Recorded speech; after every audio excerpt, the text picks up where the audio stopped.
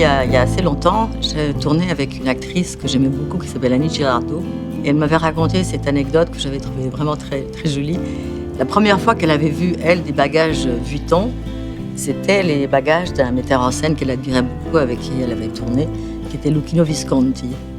Et donc, dans un premier temps, quand elle l'a vu arriver, descendre de l'avion et qu'elle a vu ses bagages, elle s'est dit, c'est extraordinaire, voilà un homme qui a fait faire ses bagages à son nom, puisqu'il s'appelait Luchino Visconti, LV.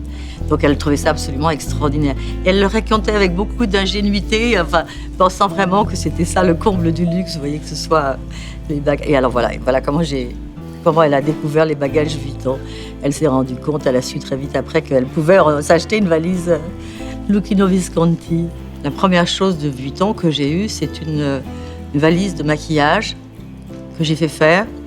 Enfin, elle existait, mais c'était pas une valise de maquillage à l'époque. C'était une espèce de grande boîte comme ça, très solide, avec des angles en métal, vraiment comme les gros bagages, mais dans une forme, disons, plus raisonnable de taille. Je me souviens que j'avais fait faire un grand miroir aussi dans le fond du couvercle pour pouvoir l'emmener sur les tournages. Et ça, je me souviens que je l'ai fait faire au moment où je tournais Les Demoiselles de Rochefort, donc c'était dans les années 66. Oui.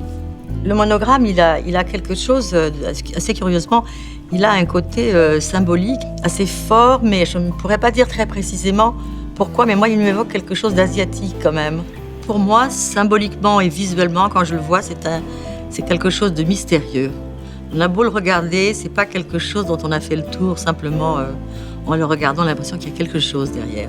On peut l'avoir sur des objets, on peut le contempler, on peut avoir l'impression de le posséder, mais il ne vous appartient jamais vraiment quand même. Il garde toujours son mystère.